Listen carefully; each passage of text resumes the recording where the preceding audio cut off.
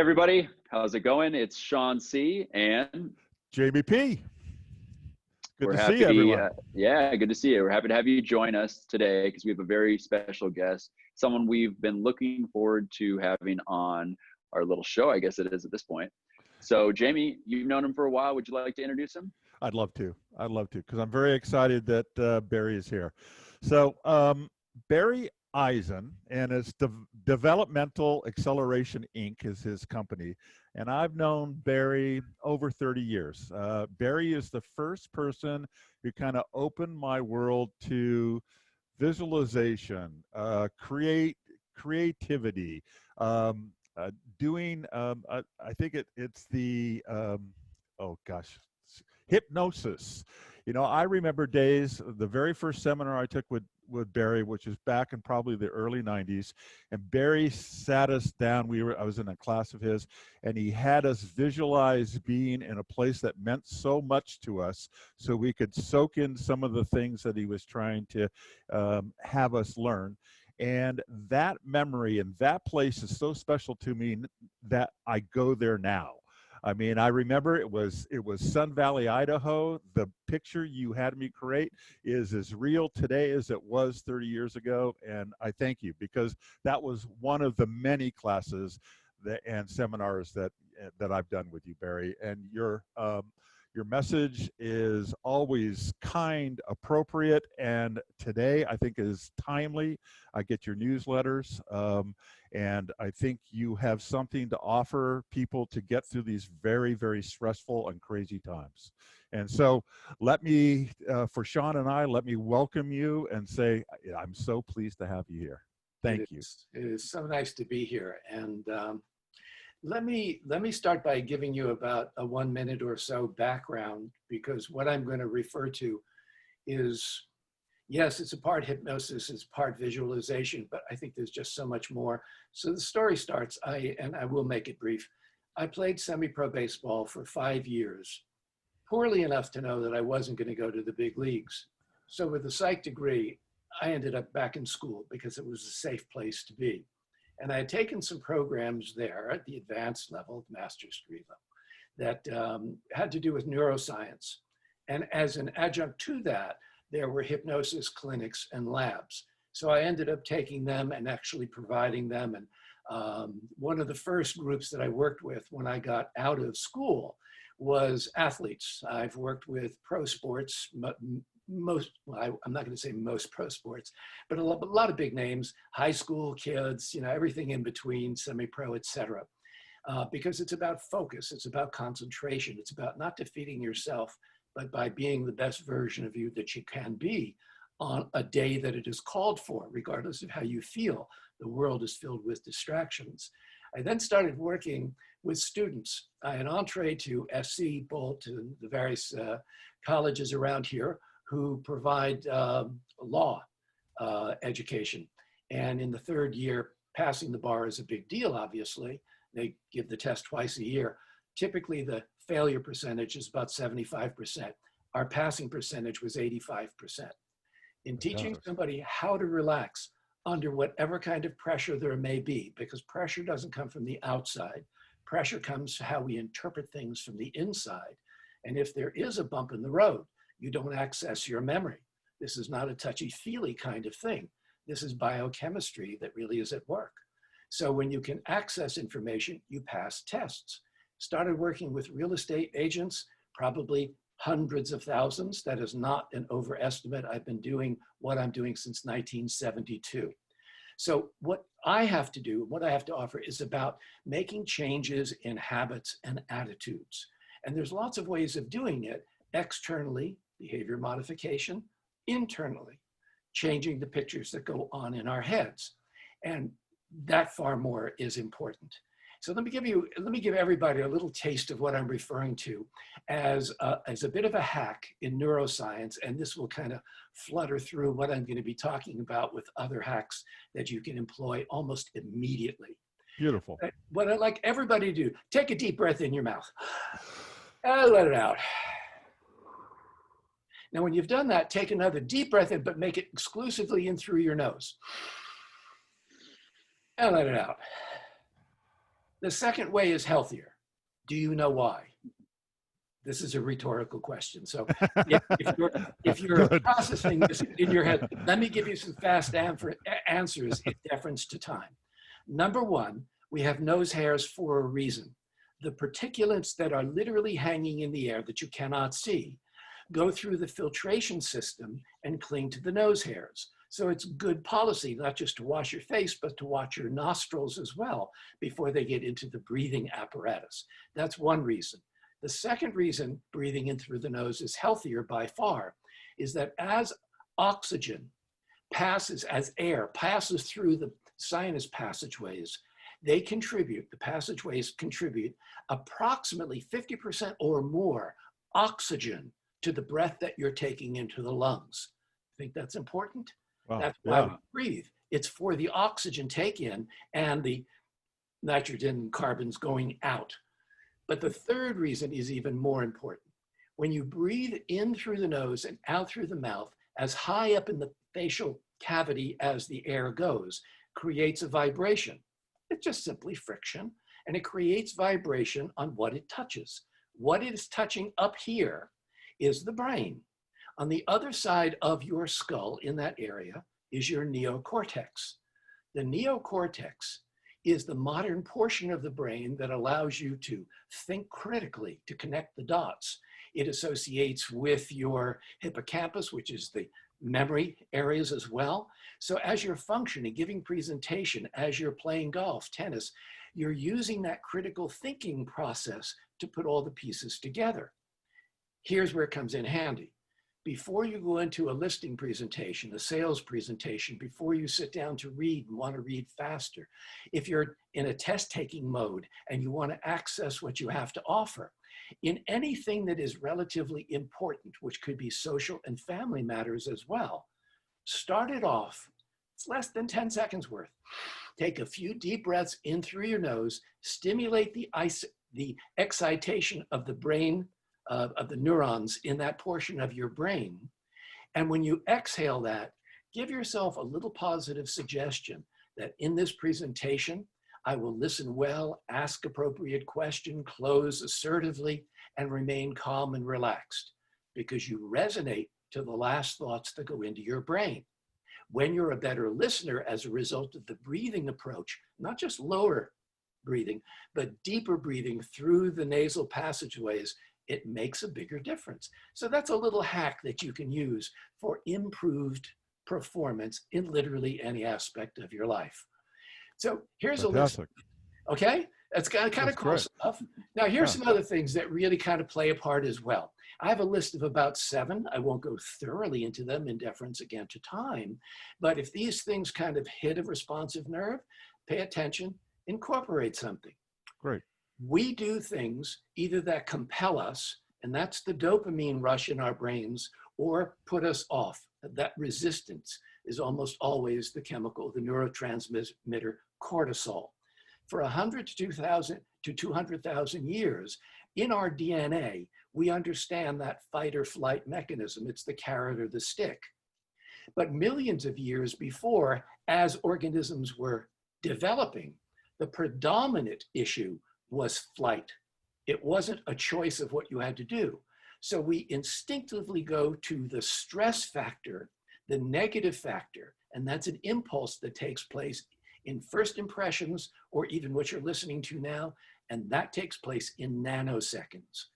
To create a healthier brain, a more responsive brain, there's some things that you need to put together. A lot of this, most of this is science. Some of it has to do with neuro-linguistic programming, Bandler and Grinder. Check it out if you're not familiar with it. It's more of a pseudoscience, but nonetheless, it talks about the tendencies of people. So one thing, especially because of the extra pressures and stresses that we experience now, it's political, it's what's happening socially, you cannot escape it. And even if you feel that you're really on the mark doing things, there's all kinds of things that go on in your subconscious. So one of the things that the experts talk about is about staying on a regular schedule, having things somewhat in order, functioning with a to-do list and how many calls you're going to make, or block out the time when your family time is. Keeping things together is important, not just to get things done, but it gives you the self-esteem, the confidence to know that you're not just a victim being blown about in any breeze that goes. When you're more in control of your life, you're more proactive in what you do it more assertively, you do it with more consistency, and people understand where you're coming from beyond your words. So stay on a regular schedule. In line with that, my number 2, and it's kind of a loose number, but the number 2 is stay on a fairly strict sleep schedule. Go to sleep at a particular time, wake up at approximately the same time. It's very easy to shuck things off and to get a little lackadaisical about that. But what this deals with is your circadian rhythm. When you knock off your circadian rhythm, that's the ebb and flow of your body's energy. It screws with your endocrine system. It screws with your lymph system. The 20% of the night that you spent in a REM sleep, if you're having quality sleep cycles, is when your body detoxifies. If it doesn't detoxify, toxins build up over a period of time. In this kind of more stress-filled situation for most people, being at home alone or with family, you get to see the best, you get to see the worst. The hotlines on stress and tension, aggressions, suicides are literally, they can't man them because people have so many issues.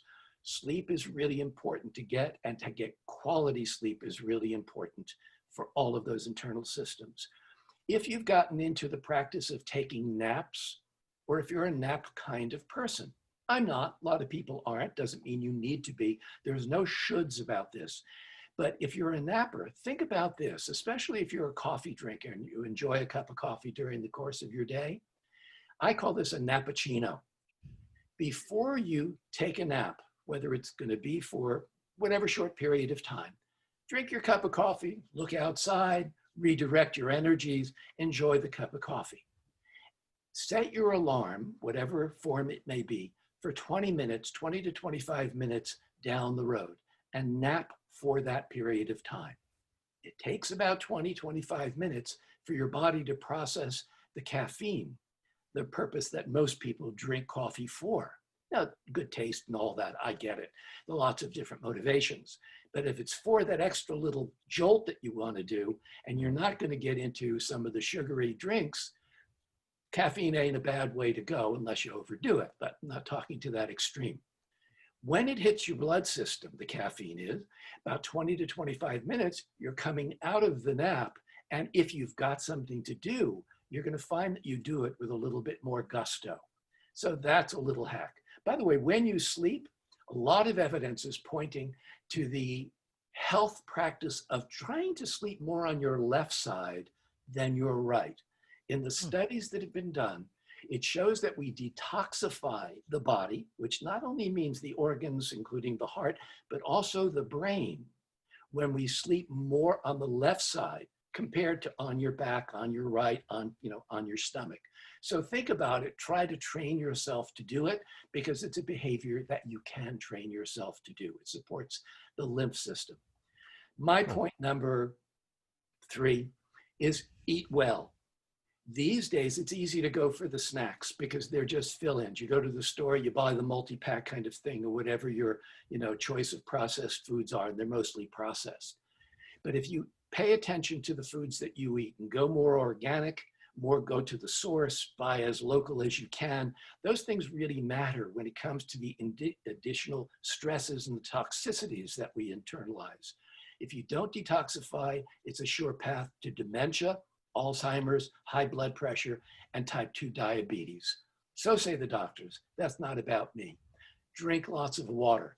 Flushing out the system is a really important thing to do. Yeah. For most people who don't eat well, supplement. Go into what's important for you to do. Vitamin D, now we're getting into the summer-ish months, more people are spending time outside. That's not going to be an issue.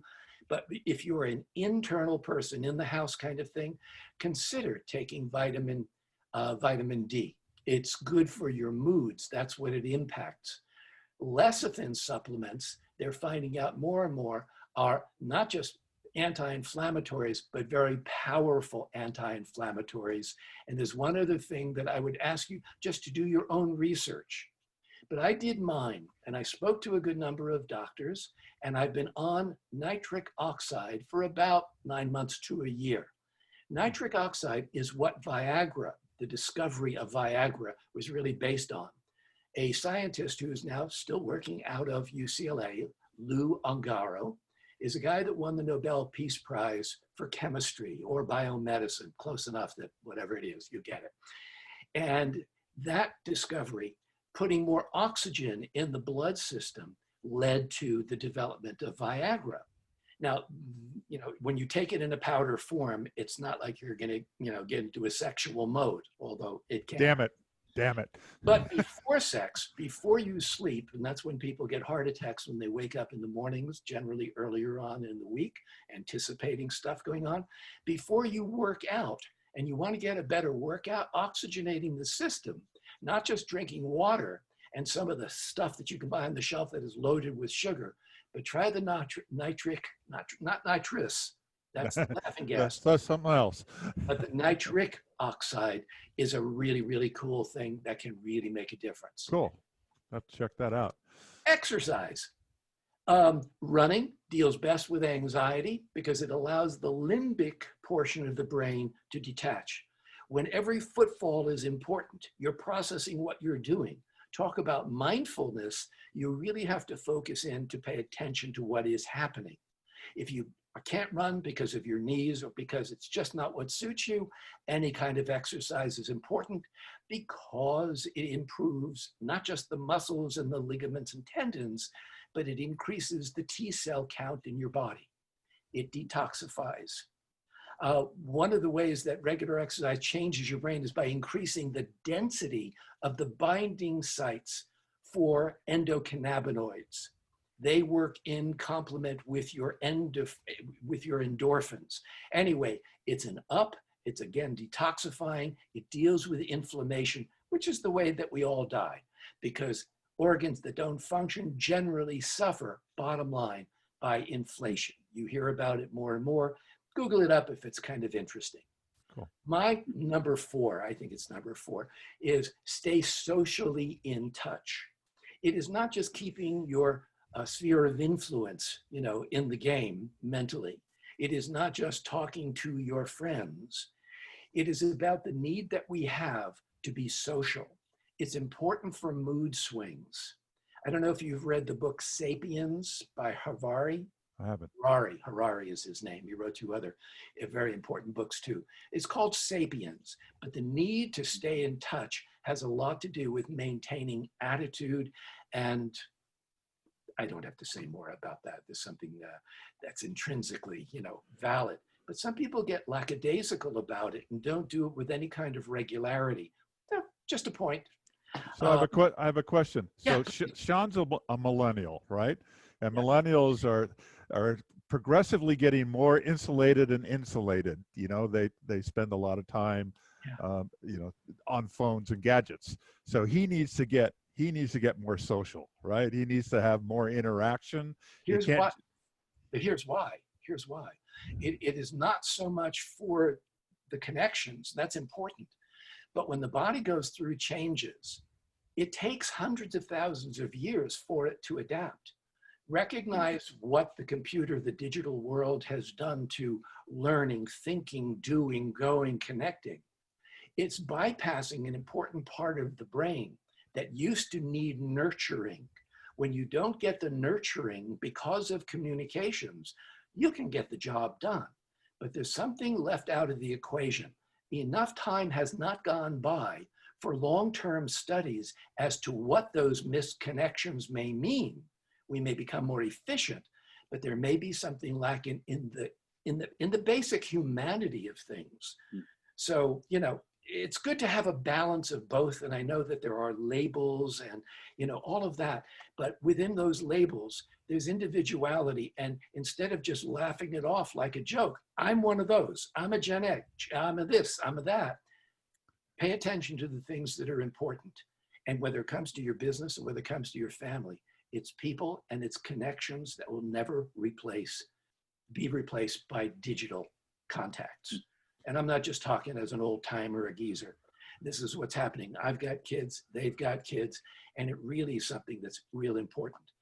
By the way, when you're in front of the computer and you're doing things digitally, there's an organization called Vision Direct, and they recommend that everybody who's in front of that screen in whatever shape it's in, they call it the 20-20-20 rule. About every 20 minutes, make it your point to look away for 20 minutes and look away at something that's at least 20 feet away from you, because you can really abuse your vision and the connection that it makes with the brain. You see things through the front of your head, but everything is connected in the visual cortex, which is in the back of the head. So to really give it exercise, come away from the screen every once in a while, come up for air. Yeah. My number 6, fast and easy. You've heard this from every seminar that you've taken. Start the day by writing down a gratitude list. That's what I'm referring to. People nod their heads and they say, yeah, when I did that kind of thing, I really felt good. If you start the day with it, I know lots of people like to do it at the end. What were you grateful for? What happened during the day? No problem with that at all. But if you start your day with a gratitude list, 5 things at least for which you're grateful, it's amazing how the blood flow changes, the endorphin flow changes, everything is elevated, and you more hit the bricks running. So it's a great way to start the day. Here's another point. I call it number 7. Don't know where you are in your notes if you are. Eliminate negative self-talk. When you're out easy breezy at meetings, you're giving a presentation, ain't we having fun? Everybody shows their best, right? But everybody also has down moments. Be fair, be honest. We cuss ourselves out because we're human beings and we don't feel good about what happened. But think about this. Every time that you give yourself a real down talk, you're impacting brain cells. When we see historical things taking place around us, we see a smattering of things that are impacting our brains, but we're storytellers and we fill in the blanks. So everybody seeing things, 10 different people will have 10 different accounts of it because we fill in those blanks. So when you're finding that you're in a negative place, instead of just shucking and jiving and going along with it and feeling that way, maybe even dumping on somebody else, best practice, if you're aware of it, thank you.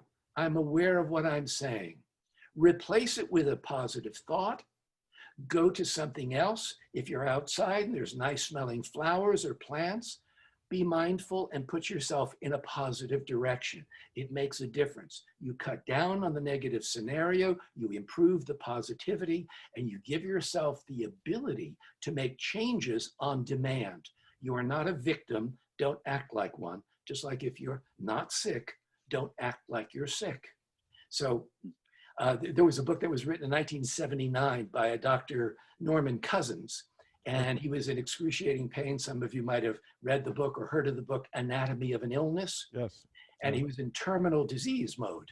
And what he found was endorphins were being discovered at higher levels when you're in laughter, when you're in a positive state of mind. So he locked himself up literally for a couple of weeks. He quarantined himself, sound familiar? Yeah. And he took every funny film that he ever related to, from Laurel and Hardy to Three Stooges. Oh, it was back 1979. What did they have? So he laughed, monitored his blood. This man was not a fool. He was a very prolific writer. He was a big thinker of the day. And he cured himself of his disease, got rid of his pain, lived on many years afterwards. And he wrote the book. So if you're interested, it's Anatomy of an Illness by Dr. Norman Cousins. Let go of the things that you have no control over. Learn and practice letting go. There was another book by Dr. Herb Benson in the 80s someplace called The Relaxation Response, that when you develop a level of relaxation, whether it be through meditation, whether it be through hypnosis, whether it be through any other thing that you have done, this creates a muscle memory. It's like riding a bike or throwing a ball. Even if you don't do it for a number of years, you really have the ability to go back and do it again. most people on their road to experiencing that depth of relaxation that you can just snap into instantaneously. I mean, within a few seconds. It does not take the long way of doing it. Once you have the long way of doing things, there are shortcuts. And within a few deep breaths, dropping to those levels, you change your thoughts and you change your life. Thoughts are things. So learn to relax. Let me segue into the hypnosis. Different from meditation, pure meditation, third eye, mantras, chants. I lived in India for a while and hung around with some gurus. We went around, and this was back in the 70s. And it was a very cool thing to do. So taking a little from here, a little from there, you know, life is a patchwork quilt. Nobody's got a corner on the market of wisdom or knowledge, but you take from here, you take from there, and put it all together. Meditation is a mindless process of relaxation, not mindless in a bad sense, in a very good sense, because you let everything go. You go to a theta state of brainwave activity, numbers and you know, labels. In hypnosis, it is not meditation in the pure sense, because in a state of relaxation, you use your self-talk, right? It's positive affirmations. Nobody is strange to this idea that I'm talking about. Right. So when you give yourself positive input in a relaxed state, instead of going through this filtration of what you think you are and who you are and what your limitations are, and I should and I can't and I won't and I don't like it, all of that limiting kind of thought, when you're more relaxed, you're much more open. Your mind is like a sponge. You internalize information. When you repeat it, visualize it, feel it. That's your NLP, neuro-linguistic programming, how we predominantly communicate. You repeat a positive suggestion silently to yourself. You are listening. You visualize it as though it were already accomplished, because that's the practice. Don't we practice in our heads? Practice makes perfect. No, not really. Perfect practice makes perfect. And then when you see the positive end result happening, give yourself that flush of excitement, like it happened. Hear it, see it, feel it. The auditory, visual, kinesthetic. I'm not dazzling anybody with terminology. You've heard this. Right. When you use hypnosis, use it as you go to sleep at night. Because when you do, and then you experience a REM sleep about 75 minutes into your sleep cycle, the tendency is that last in, first acted upon. So you get the reenactment, you get the restating of that positivity in most probabilities. It's not like automatic, but the tendency is you'll remember those things. If you go to sleep thinking about the news and politics and all kinds of junky stuff that we have around to us, lots of luck. Generally, sleepless nights follow. Give yourself an option to do it properly and positively. If you can take that 5 or 10 minutes to do a session, and that's like more than half of it would be relaxation. Do it your own way, or I'm going to give you something so you can do it my way if you want to, and I'll get to it momentarily. But do it in the morning to start your day and watch how those positive expectations lead you past existing resistances. You can grow. That's called brain plasticity. The brain changes all the time. It changes by listening to me. If you like any of these ideas and you follow through, it changes really in a positive way for much longer periods of time, if not forever. So here's my offer to you. And it's absolutely free. Jamie's going to provide the link, but I'll just tell you, go to barryeisen.com, BARRYEISEN.com. That's my homepage. You'll see a 2-minute video. Click on it or not. It'll make some sense, I think. And then you can get a 23-minute free download. And part of that is a hypnosis session. Everybody gets that. I've been coaching before coaching was popular. And I've worked with hundreds of people one-on-one in personal and business areas. I'm not a therapist, but whether it's entrepreneurs, probably like most of you who are listening, to get past roadblocks, to get on the right train, or if you're a serial entrepreneur, I'm working now with doctors, I'm working with lawyers, I'm working with them in their areas, and I know my boundaries, but they use me for the creativity of just bouncing ideas around and accountability. So you can explore that. It's just laid out, there in the website. And if you have specific questions, by all means, contact me either by email or by telephone.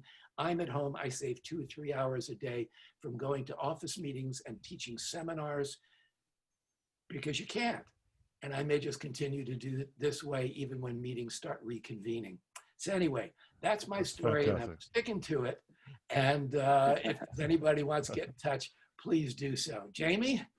That was fantastic. I can't thank you enough for spending some time with us. Shawn, I know you didn't, it's not like you not to talk. So well, I was very, very enthralled, intrigued. It was wonderful. You were great. So thank you for coming on. I'm going to put Barry's information on YouTube. It'll be in the comments, but everywhere we provide this video, you guys will have his information and how you can reach out, find his website, and find the videos that he's talking about and get in contact with him. So thanks, Barry. That was advantage wonderful. of what he has to offer. I know from my experiences, I still have the sleep tape, that we'll call it, because it was back there. It was a tape that used to have to go to sleep, a cassette tape, to go to sleep. And I used to sleep like a baby. And when you're telling me, it's like, oh yeah, I need to get back to that, because it was worthwhile. And like most of the information you pass along, it's really valuable right now, all the time. And I so appreciate the time you've taken to be with us. You're very generous and gracious. Thank you both. It's been a pleasure.